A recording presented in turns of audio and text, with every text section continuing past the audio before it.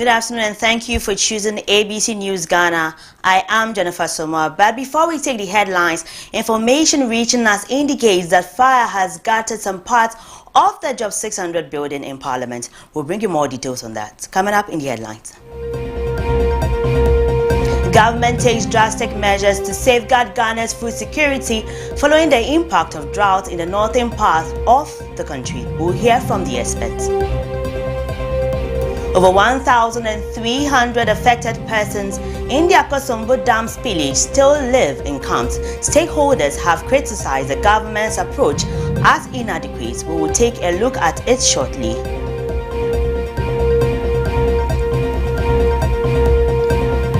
Also, political promises for health workers begin to pour in as manifestos of the two major political parties have outlined juicy policies. We ask, are these policies mere political talks to attract voters come December 7? Will engage stakeholders.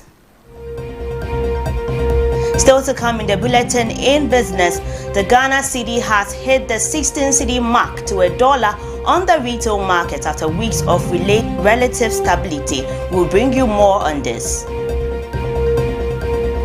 On the international front, a devastating dam collapse in eastern Sudan has resulted in the loss of the lives of 60.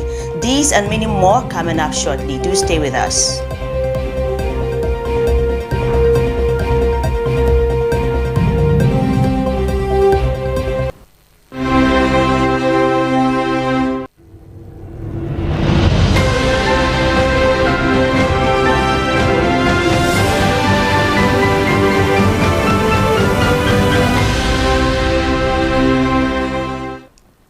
Thank you for staying with us. We are streaming on YouTube at ABC News Ghana. Now the news in detail. Reports reaching us indicate that there's been a fire outbreak incident at the Job 600 building of Parliament. The incident, which occurred in the early hours of today, has raised concerns over the probable cause and safety of personnel in the building. However, we understand the firefighters have promptly been dispatched and are working to resolve the situation. My colleague Ebenezer Parker joins us on the line for reports. Hello, Ebenezer. Hello, Jennifer. Parker, what can you report from the grounds? Well, Jennifer, I can confirm for you that there has been a fire outbreak here within the precinct of Parliament. Now, as at the time that I got here, some sections of the Job 600 building, which is the office complex for all members of Parliament, have been ravaged by fire. However, the extent of the damage is still under assessment. I'm sure. As at the time I got here, firefighters were already dispatched and were working assiduously to restore calm. However, no casualties have so far been recorded here. And Parker, has the source of the fire been established? Okay, Jennifer, authorities have been tight-lipped about the whole situation. When I got here, the indication was that all access to the building has been kept off, and hence all people or individuals who were within the building have been evacuated out. However, there were concerns or worries about someone being stuck in the elevator and all that. And also, as at the time of the outbreak, I think there were no water in the hydraulic system here. And so it took a bit of a while before the fire authorities were able to, tackle and resolve the whole situation. But as I speak to you so far, no casualties have been recorded. And we have been indicated, or we've received indication also, that the situation has been brought under control.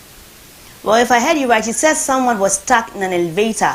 So meaning the person, Yes, there were concerns. I mean, eyewitnesses and persons that I came to were in discussion about someone being stuck in the elevator, because when the incident happened, I think evacuation protocols were initiated, and some of which included the power systems of the building being shut down. And so there were worries that there might be the possibility that there could be someone who may be stuck in the elevator. But As I speak to you now, authorities, or let me say the fire personnel, have given the indication that no casualty has been recorded, and also the situation has been brought under control.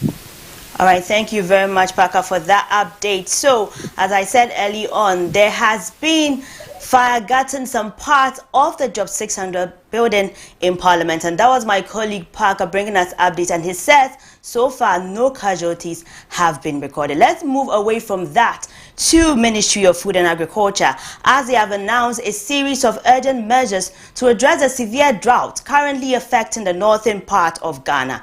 The announcement comes as farmers and communities in the region face significant challenges due to prolonged dry spells that have threatened food security and livelihood. In a media briefing on Monday, August 26, the Minister of Food and Agriculture, Brian Champon, disclosed that about 435,872 farmers have been directly affected by the dry spell, a situation he described as a crisis. In taking some immediate measures to mitigate the situation, the Agric Minister announced a temporary ban on the export of grains. He further stated that the government will assist vulnerable farmers with input grants and credits to reduce the financial burden on them. Government will also bring in 300,000 metric tons of maize and 150,000 metric tons of rice to provide food support to vulnerable farmers who have lost their crop and also for the market. Additionally, we will bring in a total volume of 26,000 metric tons of poultry feed to directly support the poultry industry as maize, their main raw material. Input support, seed replanting assistance. For farmers whose crops have failed due to the lack of rain, we will be launching a replanting support program. This will include the provision of fast-maturing seeds that can still be planted within the remaining window of the season. Farmers who need to replant. The Finance Minister, Dr. Mohammed Amin Adam, in a tweet has said that the government is looking to raise $500 million to support our food security interventions, a combination of funds from the contingency fund, budget realignment, and development partner funding. Yet, we can report that we are able to secure 155 million US dollars. That is about 2.4 billion, almost 2.5 billion Ghana cedis. And so out of the 8 billion Ghana cedis we are seeking to mobilize, we can say that we have visibility on about 5 billion Ghana cedis. Minister for Defense Dominic Nitiwu assured deploying forces to the borders to prevent grain smuggling. I want to assure you to the nation that the security agencies are immediately activating their network to ensure that the ban on cereals, which has been listed, are regularly enforced so that nobody will take even a single grain out. We have the approved routes and the unapproved routes. About 80% to 90% of all exports pass through the approved routes. And so I just want to assure you that already we have a lot of security personnel. From today, we'll ensure that no truck loads of grains will leave Ghana across to anywhere. The unapproved routes, we will also get all, even the 20% does not leave our nation. Still on this beat, let's take a look at the scope of drought crisis. Well, the regions affected include Upper East, Upper West, and Northern regions. These affected regions contribute about 62% of grain supply in the country. Well, this means that these regions are a backbone of Ghana's grain production, making them critical to food security and agricultural sector as a whole. We are still looking at the scope of the the drought crisis, where over 400,000 farmers have been directly affected by this, and approximately 3.5 billion Ghana cedi worth of investment has been adversely impacted. Well, this financial impact could have ripple effects on the economy, potentially affecting various stakeholders. Let's take a look at some of the short-term measures that has been outlined by the Ministry of Food and Agriculture to support vulnerable farmers. One of the short-term measures aligned is government is to provide financial support of 1,000 Ghana cedi per hectare to vulnerable farmers, and the eligible farmers will receive financial assistance of 1,000 cedis for each hectare of land they cultivate. There is also a temporary ban on export of grains. This temporary ban is to ensure food security within the country and also prevent shortages of essential grains. Government has also allocated 8 billion Ghana cedis to provide relief and mitigative measures for affected farmers. Also, government is to launch replanting support program, that is the provision of fast-yielding seeds and farm inputs, and this means the government will provide seeds that mature quickly, allowing farmers to replant and harvest and reduce time to recover from crop losses. Also, government will provide essential farm imports like fertilizers and pesticides. Also, government is to assist victims with input grants and credits to lessen financial burden on affected persons. The input grant is to give direct financial assistance to farmers to purchase essential inputs and credit to access loans with favorable terms such as low interest rates. Also, national security is to deploy forces to the borders to prevent smuggling of grains. Now, let's look at the ongoing and long-term measures. And there's going to be a construction of 60,000 metric ton of silo facility in Kwewu in the eastern region and construction of 19 food dams.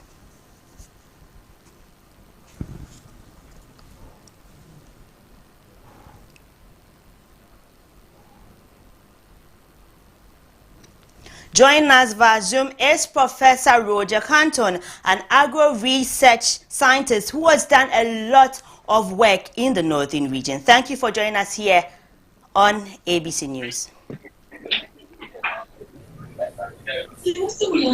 Good afternoon, Professor Canton. Yeah, good afternoon, my dear, and thanks for having me. Good. What do you make of these measures that have been put in place? Yes, for now, the measures as have been expressed by the government, for now, I will say are in the right direction. My only issue or caution I would like to give is how are we going to compensate the affected farmers? Because people have invested their livelihoods into their family businesses. So what are we going to do to those people who have lost out totally so that next year they can come back to business and also something to live on, not just to give somebody a grain that can feed him today or tomorrow, not at all. So basically this is where we need to be very careful and tread cautiously. This is what I have to say with regards to the intervention that will now follow suit. But what about the ban on the exports? What do you make of that? What about? The ban on the export of grains. I think for that one, it is normal. During the period of COVID, I recall a number of countries, including India banned the exportation of their rice. Okay, other countries even banned the exportation of fertilizer and others, because you have to now become a little bit nationalistic.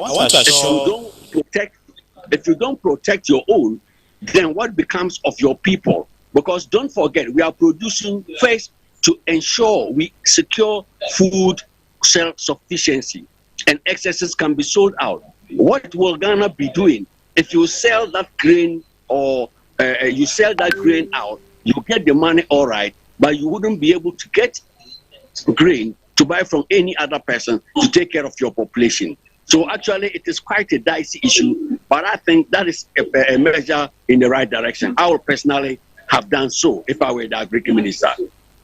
But Prof, in the long term, what do you think we can do to avert this happening in future? There are several things we can do in the long term. First and foremost is to focus more on funding our research and development institutions, the Council for Scientific and Industrial Research and air-taking research institutions that have done so well. As I talked to you, I have worked with the CSIR for 30 years. We have come out with drought-tolerant maize varieties. Over 24 of them have been deployed in Ghana by Crops Research Institute in Fumiswa near Kumasi and Savannah Agri Research Institute at Nyankpara near Tamale. Nevertheless, governments will come, import seeds from South Africa, which are even inferior to these seeds that we have. Trust me, if they had used the Ghanaian seeds, we wouldn't have been where we are. In fact, the menace or the effect of the drought would have been significantly reduced. I have worked with those maize varieties I'm talking about. They are drought tolerant, quality protein, and also struggle resistant. Those farmers in Sasara East and West who are using them, none of them have called me to talk about a loss. But those that are using the imported seeds by government are those that are most hard hit. Number two, another area is we need to work on our roads. Particularly, the highest producers of soybean and maize, almost over 60%, is from the Sasara East and West in the Upper West region. Yet they have the worst of roads. You can't even drive there. Recently, articulated trucks refused to cut fertilizer from Tema to Tumu, Bolu, and Lambusie and others because the roads were terrible. Yet these are the areas that produce the most food. The Agri Minister himself said the best maize is produced in Sasara, yet their roads are the worst. So if you don't fix the roads, how can agriculture thrive?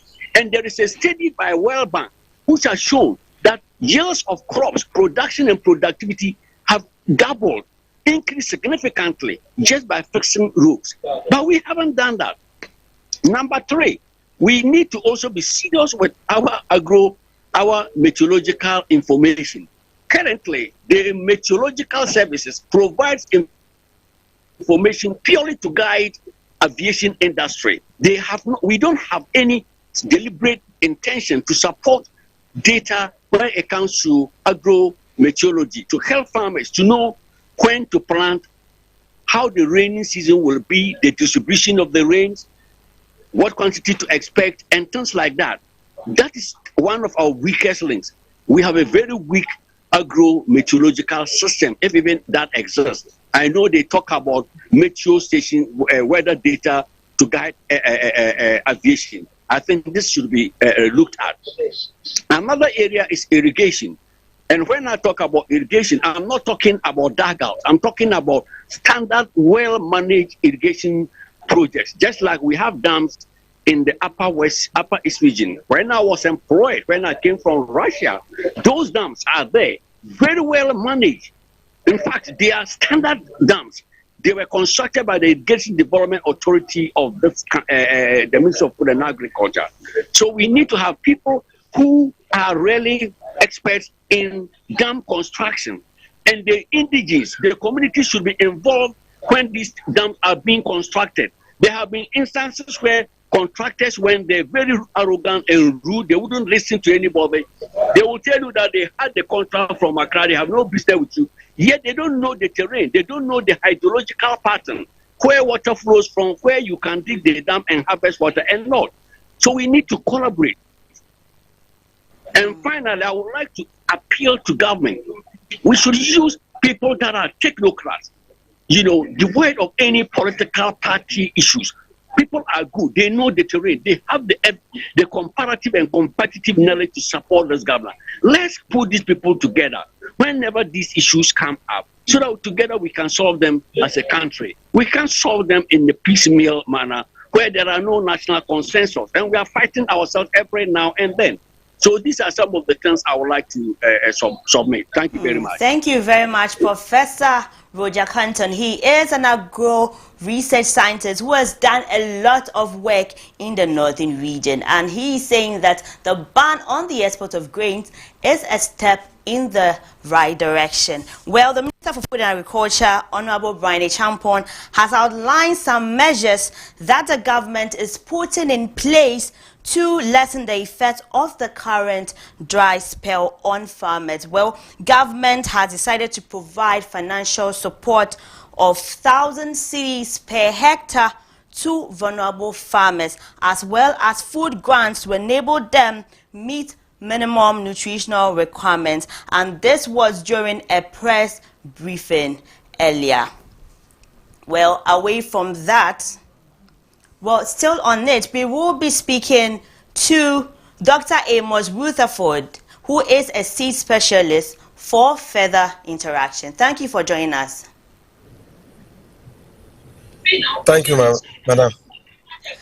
Per your experience and work in the agriculture sector, do you think the government and the previous administration has invested enough into ensuring we have enough seed stock to cater for market demands? Okay, so let's say good afternoon to your viewers. And let me also say that good afternoon to my professor, Roger Canton. I just listening to him. Back to the question you asked me. Oh, you don't need to go far. I think in the past 6 years or 7 years, government has spent over 2.8 billion cedis on the planting for food and job.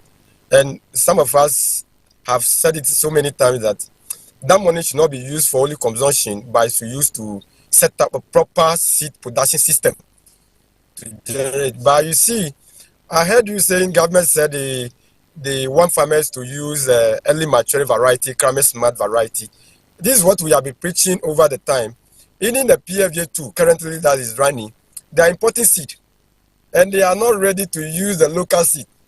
So I find it very surprising when the same people who are not ready to listen to the local prayers, thinking that we are not relevant or whatever they think about, are not saying. But I thank God that now maybe we are coming back to light to see that, oh, there are varieties that are short duration, that are climate smart, that our farmers are using, that they are not finding the problem. As Professor Roger Cantor said, there are farmers who use some of the locally produced varieties that are drought smart and nutritionally enhanced. They are not suffering from the problem that we are in country, but a lot of them are due to other important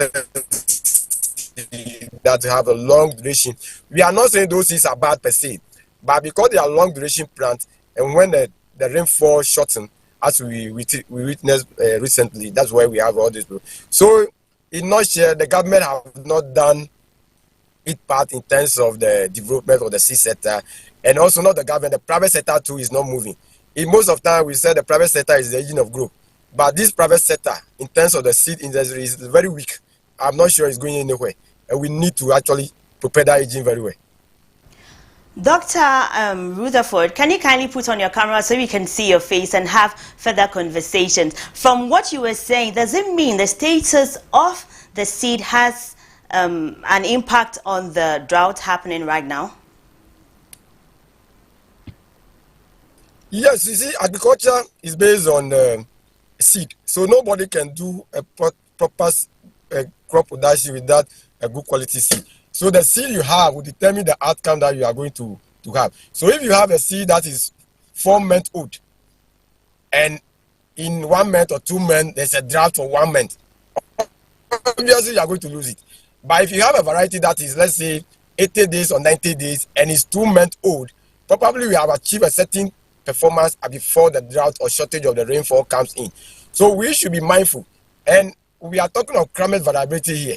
So it's not a business as usual that I used to plant a variety that is 4 months or 120 days, and I still have to plant that. The weather have changed. So when the weather change, we need to adapt in terms of the technology that we use. Like Professor Canton alluded to, there are a lot of locally research varieties that are in the system from our research institution. The question is that how come, as the private sector and the state, we have not commercialized that to the farmers in a quantity that they need, so that they don't need to depend on the foreign materials.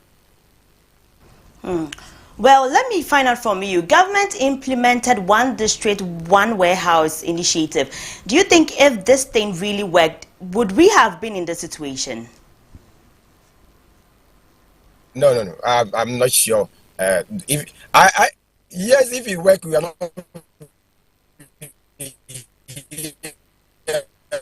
But it's not. That's where we find ourselves. Even those of Sisala East and Sisala West, that warehouse was contracted. But as I said, it's in the Plateau State, and nobody is using it. And it didn't found for the farming community. So you see, when you go to those farming communities, the road network is so bad, and you go and put the warehouse in the convenient place for you who are putting the warehouse. How do you expect the farmer to travel from that long distance, just go to that warehouse to deposit the grain or whatever? And I also heard you talking about government want to support some farmers or farmers with 1,000 cedi per hectare. So my question is that if my farm is less than 1 hectare, what happened to me? Well, that is a valid question to ask. Thank you very much, Dr. Amos Rutherford Azinho, and he is a seed specialist. He's been interacting with us on the dry spell happening currently, and as I said earlier on, the Minister for Food and Agriculture has outlined some measures to put in place to lessen the effects of the current dry spell. Away from that, let's move to victims of the Akosombo Dam as the spillage are joined up for legal action against the government, citing inaction on resettlement and compensation nearly a year after the disaster. The affected communities remain frustrated as the promises made during high-level meetings have yet to materialize. My colleague Ruth Sechi has more in this report.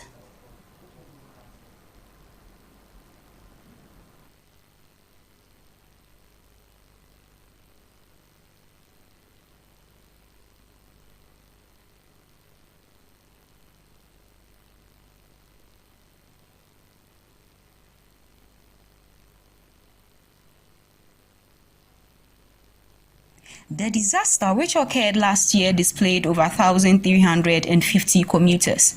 Affected members of parliament met with the interministerial committee chaired by the chief of staff to address the crisis. However, MPs from the area, including Samuel Okudzato Ablakwa of North Thong, are disheartened by the lack of follow-through. They say the committee, despite its commitments, has yet to engage them or community leaders on the resettlement plans. So I prepare to hand over the mic to Togbe and others to speak. We are also very concerned about the lack of engagement with government. You heard government set up a 30-member committee. We are the interministerial committee. To be very honest with you, we are very disappointed that that committee has not met us even not once. I mean, a lot of the members, we are in parliament with them. I would have thought that even if it's parliament, we can meet here. We can even meet at the cafeteria, even over coffee. That, oh, share data with us or tell us what is happening, you know. Not one meeting. Not so. We don't know if it was just maybe an announcement for the public for some cosmetic reason, but we don't know. And the chiefs that were used as the safe havens, to use VRA's terminology, they have come under a lot of pressure. As we speak, the Minister for Education visited us and said that there will be some support. We are still waiting. My first Nkizito Senior High School, we had to mobilize on our own, repaint the school and all of that. Because they served as displaced camps for many months. A lot of the furniture gone, stolen and all of that. You know, we can't find beds, you know. So you want these children to go back to school, but the schools are not what they used to be. So we'll recommend that these schools should be given special attention. There has to be renovations, there has to be refurbishment, furniture should be provided. It's critical. Then number 3, we have met, and we don't want this to be hidden from you. We have said that if government does not do something about compensation, we have spoken to our lawyers.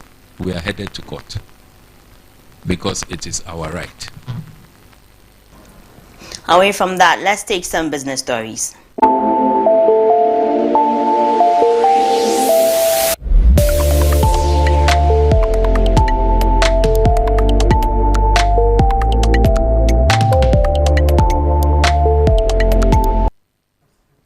The Ghana cedi has hit the 16 cedi mark to a dollar on the retail market after weeks of relative stability. This is how much most forex bureaus are selling the dollar on average. The Ghana cedi depreciated by about 19.6% to the US dollar on the interbank forex market as of July 2024. The Bank of Ghana announced in its July 2024 summary of financial and economic data. This was lower than that for about 21% loss in value. American Greenbank on the retail market. According to the data, the cedi lost 7.7% in value to the dollar in March 2024 and depreciated by 10.5% against the dollar in April 2024. It is again 15.9% and 18.6% in value to the world's most important currency in June 2024 and July 2024.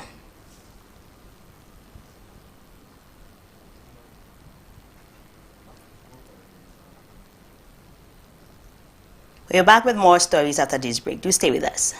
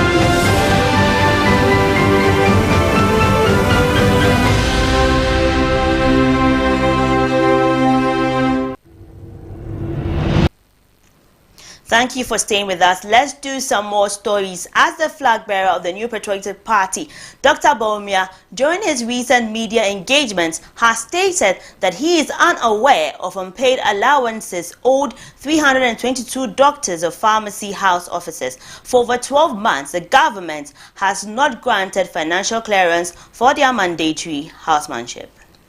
You're talking about 322 pharmaceutical doctors who are threatening to sue the Ministry of Health for their allowances. Again, I want to take this one up. This is the first time I'm hearing about this particular issue.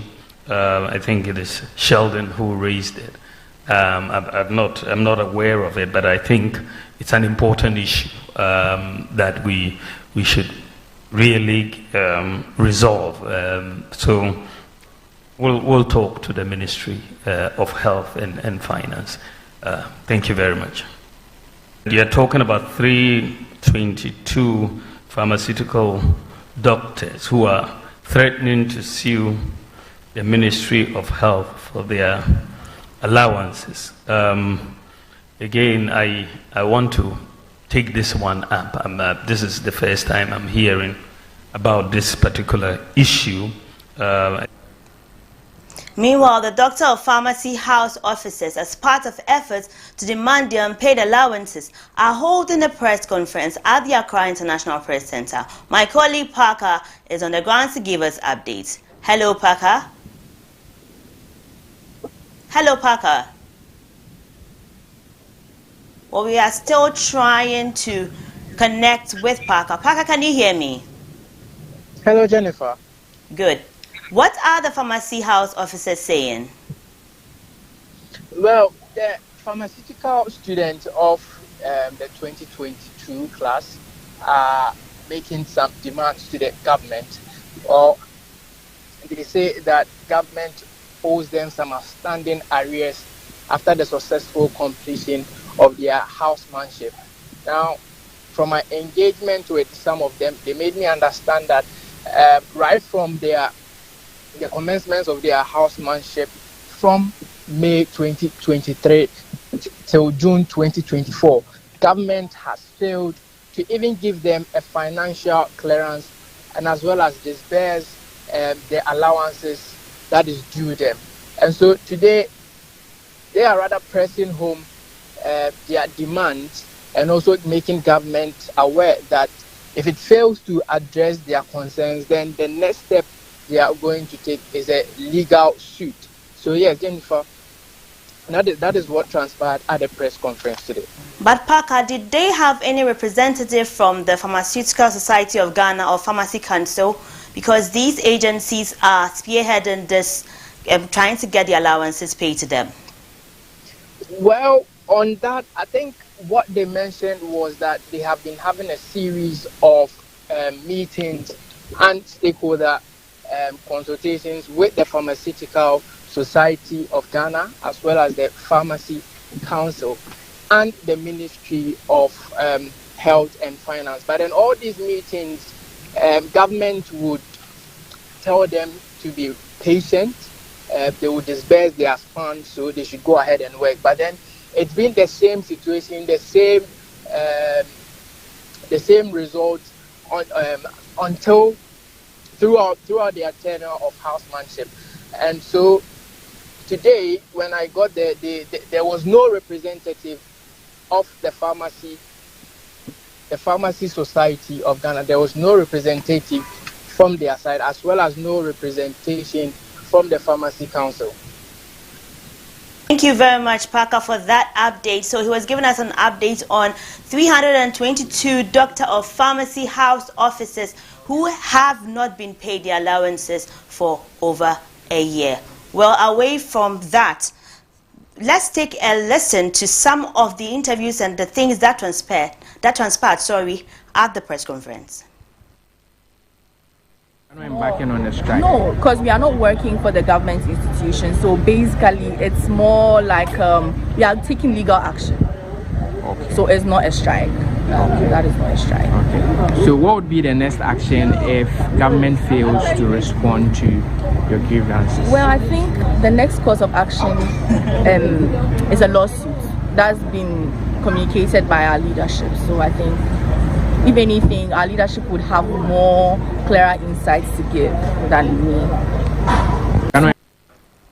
Away from health-related matters, President Akufo-Addo has broken ground for the Accra-Tema Motorway Extension Project aimed at enhancing the capacity and efficiency of the motorway. The motorway will be transformed into a modern 10-lane highway with full accessibility, easing traffic congestion and improving safety. The reconstruction of the Tema Motorway is through a public-private partnership with a wholly Ghanaian-owned company. The project, covering 27.7 kilometers, is divided into 3 critical sections. The first involves the rehabilitation of the motorway itself. The second focuses on the George Walker Bush Highway, and the third targets the Nsawam Road.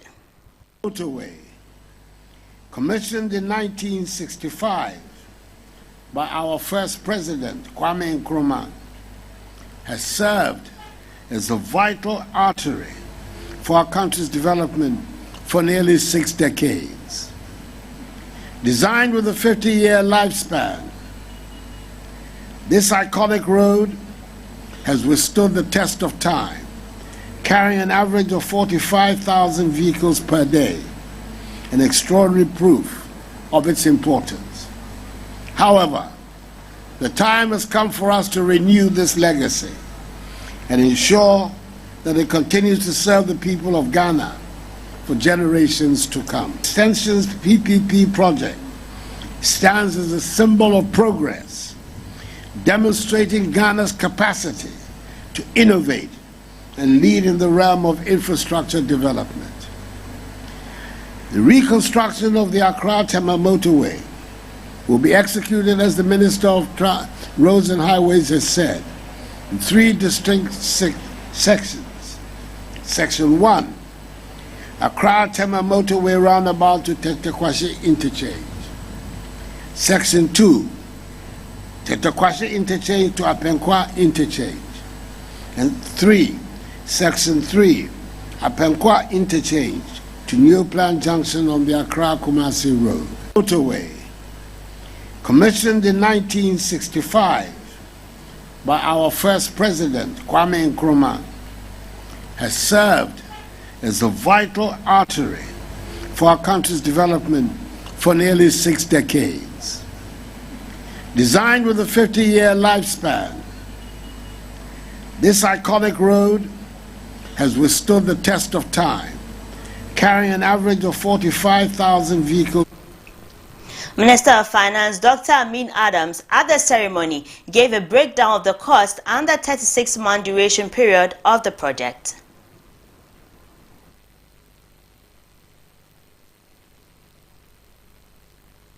And the time has come to renew and expand this motorway to meet the needs of a modern and rapidly developing Ghana. The total cost of the entire project scope of work is $660 million US, with the first section alone requiring $380 million US. Through the strategic leadership of our government and the Ghana Infrastructure Investment Fund, we have secured $380 million US in equity and viability gap funding. Moreover, by relying on a PPP approach, we can invite financial institutions and a wide range of investors to further contribute to financing our... Away from that, the National Democratic Congress has written to the Electoral Commission demanding an emergency meeting to discuss the voters' exhibition exercise. A letter signed by the NDC's General Secretary, Fifi Kwete, noted that the meeting will discuss very serious discrepancies discovered during the ongoing 2024 voter exhibition exercise. The party says an analysis of the provisional voter register reveals many discrepancies that need urgent attention. The exercise commenced nationwide on Tuesday, August 20, and is expected to end on Tuesday, August 27. We have on the line Mustafa Gbande of the NDC to give us more information on this latest development. Thank you so much for joining us here on ABC News Ghana. Thank you so much for having me. Can you kindly tell us what discrepancies has the NDC noticed so far in the EC, and which reasons are you demanding a meeting for? Well, so thank you very much and good afternoon to your service listeners. I think that basically the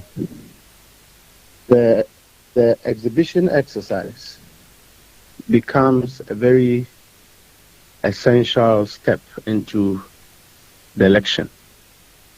And prior to that, we have done 2 times limited registration, we have done extension, and we have done a mop-up. The Electoral Commission has provided provisional voter registers for political parties. Similarly, also made available to all polling stations copies of provisional voter register. 1, we have identified fundamental primary, if you call it, misstatements, to the extent that we believe has a tendency to affect every single thing that we are doing as far as voters register is concerned. Within our right as political parties, and we request to have these issues addressed, we believe that 1, they are not operational because they are not emanating from the field. They are emanating from administration, and so they can be dealt with. So we've recalled an emergency meeting to enable us have a sit down with the Electoral Commission, where other political parties are also in attendance, so that we can peruse, discuss, interrogate the issues as far as the inaccuracies are concerned, so that we can have same address before we proceed. I will, raise your attention to just a tip of the iceberg. Just 2 days ago in Tamale, we've had people who have been transferred in terms of voting from Tamale South to Pusiga constituency without they actually going to transfer their votes. That is complete affront to the law. That is an illegality. That is fraudulent. And as far as we are concerned, we believe that this matter should have addressed by the Electoral Commission. Okay, but what demands are the NDC going to table before the EC should they agree to this emergency meeting? Well, we think that we just expect the Electoral Commission to be reasonable because we are requesting for an emergency IPAC within our rights and what the law allows us to do. And so we believe that given the gravity and the weight of evidence we have discovered, it will be in the interest of not just the NDC, the NPP, and the Electoral Commission and another political party for us to have these major issues resolved, because they have the tendency to mar and to also affect the credibility of every single thing that the Electoral Commission is doing.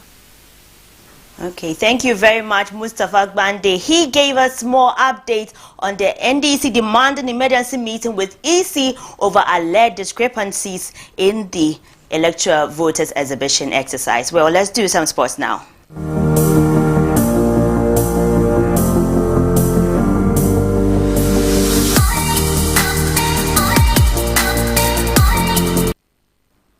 The president of the Ghana Football Association, Kurt Okreku, officially cut the sword for the construction of a 40-bed accommodation facility at the Ghana Man Soccer Center of Excellence in Pampram on August 26, 2024. The project, funded by the GFA using proceeds from the 2022 FIFA World Cup in Qatar, aims to enhance football infrastructure and provide adequate facilities for training and development. The 40-bed accommodation facility will be built to high standards and specifications, catering to the needs of football players, coaches, and officials. President Okreku expressed gratitude to the government for its support and emphasized the significance of this legacy project for Ghanaian football.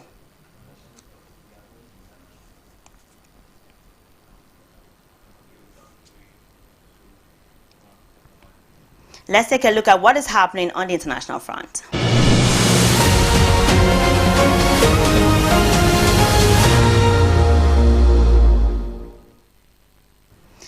A devastating dam collapse in eastern Sudan has resulted in the loss of at least 60 lives, according to the United Nations Office for the Coordination of Humanitarian Affairs. Heavy rainfall caused the Abba Dam to burst, unleashing flash flooding that destroyed 20 villages and affected 50,000 homes. The collapse has exacerbated the humanitarian crisis in Sudan, which is already grappling with a deadly conflict, famine, and a cholera outbreak. This is the aftermath of the collapse of Arbad Dam in Sudan's Red Sea state. Vehicles that were carrying goods to and from the state capital, Port Sudan, submerged. Dozens of people swept away. The dam broke after the state experienced one of its worst rains in recent history, releasing millions of cubic meters of water that swept through nearby communities. Yesterday around 3 the dam broke and the water swept away around 40 people. We recovered some bodies and there were people who survived. Thank God most people survived. I called some people from the area where I'm from, the Taboob area, and they told me that all the houses and everything was swept away. Locals say at least 60 people were killed when the dam collapsed. The reservoir created by the dam was the main source. Let's do some entertainment now.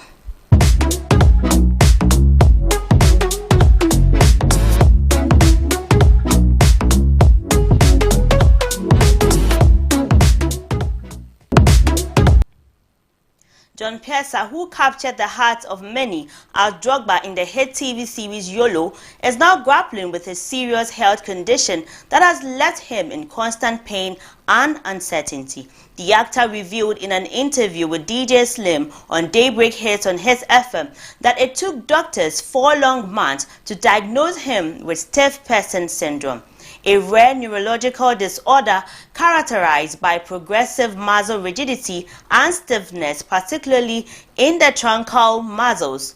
Piersa recounted the frustrating journey to diagnosis, explaining how he visited multiple hospitals without any success.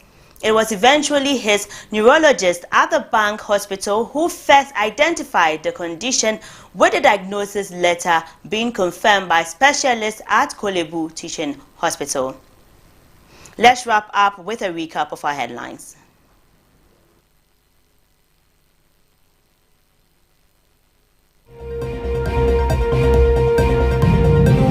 Government takes drastic measures to safeguard Ghana's food security following the impact of drought in the northern part of the country.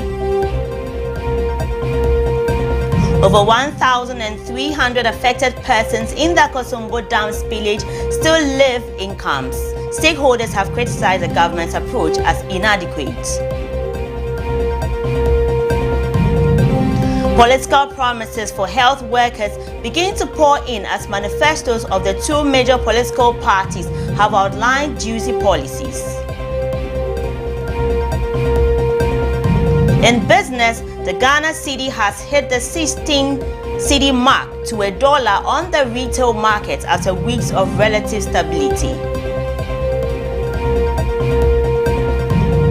On the international front, a devastating dam collapse in eastern Sudan has resulted in the loss of at least 60 lives.